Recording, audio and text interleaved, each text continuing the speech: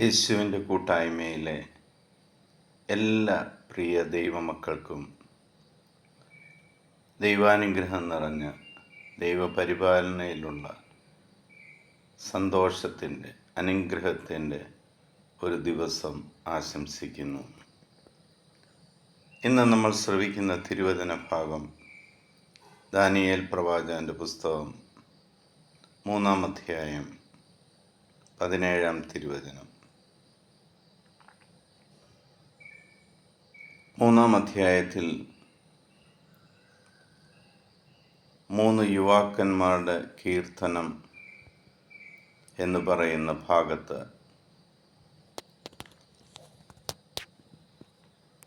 3 യുവാക്കന്മാരെ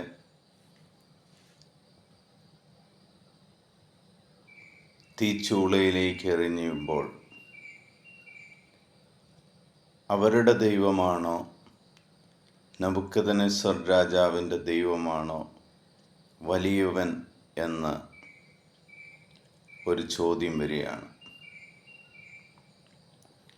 3 യുവാക്കന്മാർ ഏത് ദൈവത്തിൽ വിശ്വസിക്കുന്നോ ആ ദൈവസന്നിധിയിൽ തങ്ങളുടെ പ്രതിസന്ധിയുടെ സമയത്തും തങ്ങളുടെ വേദനയുടെ സമയത്തും ആ ദൈവത്തെ സ്തുതിക്കുവാൻ അവർ സമയം കണ്ടെത്തുന്നു. അങ്ങനെ ദൈവത്തെ സ്തുതിക്കുന്ന ആ 3 യുവാക്കന്മാരുടെ ദൈവസ്തുതി ഗീതങ്ങളാണ് ഇന്ന് നമ്മൾ ശ്രവിക്കുന്നത്. 17-ാം തിരുവചനം ഇങ്ങനെ പറയുന്നു: ഇന്ന് അങ്ങയുടെ സന്നിധിയിൽ ഞങ്ങളുടെ ബലി ഇങ്ങനെയാണ്. ഞങ്ങൾ പൂർണ്ണ ഹൃദയത്തോടെ അങ്ങയെ അനുഗമിക്കും. എന്തെന്നാൽ അങ്ങയിൽ ആശ്രയിക്കുന്ന ആരും ലജ്ജിക്കേണ്ടി വരികയില്ല. ദൈവത്തെ പൂർണ്ണ ഹൃദയത്തോടെ അനുഗമിക്കുകയും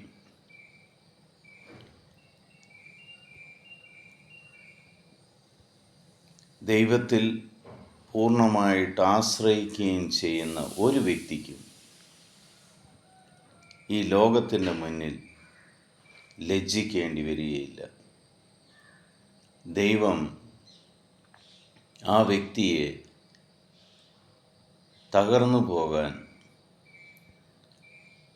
പരിഹാസപാത്രമാക്കാൻ അനുവദിക്കുകയില്ല.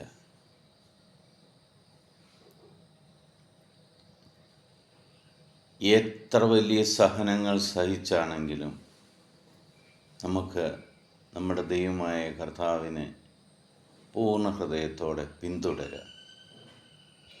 ഒരിക്കലും നമ്മുടെ ദൈവത്തെ തള്ളിപ്പറയാൻ നാവ് ഉയർത്താതിരിക്കുക. നമ്മുടെ ദൈവം ജീവനുള്ള ദൈവമാണ്. എപ്പോഴും നമ്മളെ സഹായിക്കാൻ നമ്മുടെ കൂടെ നിൽക്കുന്ന ദൈവമാണ്. സഹനങ്ങളും വേദനകളും ഒറ്റപ്പെടുത്തലുകളും കൊണ്ടുവരുന്നത് തിന്മയാണെന്ന് മനസ്സിലാക്കുക. നമ്മളെ ദൈവത്തെങ്കിലേക്ക് കൂടുതൽ അടുപ്പിക്കുന്ന അവസരങ്ങളാണ്.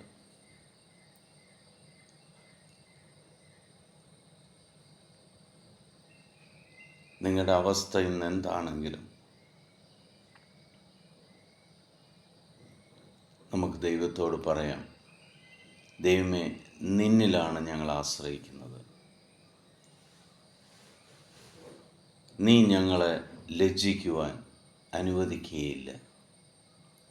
ഈ ലോകത്തിൻ്റെ മുന്നിൽ തല കുനിക്കുവാൻ നീ ഞങ്ങളെ അനുവദിക്കുകയില്ല. ഞങ്ങൾക്ക് വേണ്ടതെല്ലാം നീ സമർത്ഥമായിട്ട് തരും. മക്കളെ ഓർത്ത് വേദനിക്കുന്ന മാതാപിതാക്കൾ ദൈവത്തിന് നന്ദി പറയുക. ദൈവമേ, ഈ 3 യുവാക്കന്മാരെ പോലെയുള്ള മക്കളെ നീ ഞങ്ങൾക്ക് തന്നതിന്, അവരെ അങ്ങനെയാക്കി മാറ്റുന്നതിന് ഞാൻ നിനക്ക് നന്ദി പറയുന്നു. അവർ ഒരിക്കലും ഈ ലോകത്തിൻ്റെ മുന്നിൽ ലജ്ജിച്ച് തല താഴ്ത്തത്തക്കവണ്ണം നീ അവരെ ഒറ്റപ്പെടുത്തുകയില്ല എന്ന് വിശ്വസിക്കുന്നു. പിതാവായ ദൈവത്തിൻ്റെയും പുത്രനായ യേശു ക്രിസ്തുവിൻ്റെയും പരിശുദ്ധാത്മാവിൻ്റെയും കൃപയും അനുഗ്രഹവും സമാധാനവും എപ്പോഴും നിങ്ങളുടെ കൂടെ ഉണ്ടായിരിക്കട്ടെ. ലോകത്തിലെ 830 കോടിയിലധികം വരുന്ന എല്ലാ മക്കളെയും നമുക്ക് ദൈവസന്നിധിയിൽ സമർപ്പിക്കാം.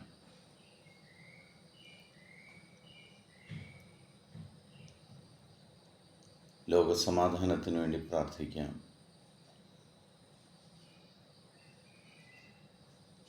എൻ്റെ രക്ഷകനും നാഥനും ദൈവവുമായ യേശു ക്രിസ്തുവിൻ്റെ സമാധാനം സന്തോഷത്തോടുകൂടി ഞാൻ നിങ്ങൾക്ക് പങ്കുവയ്ക്കുന്നു.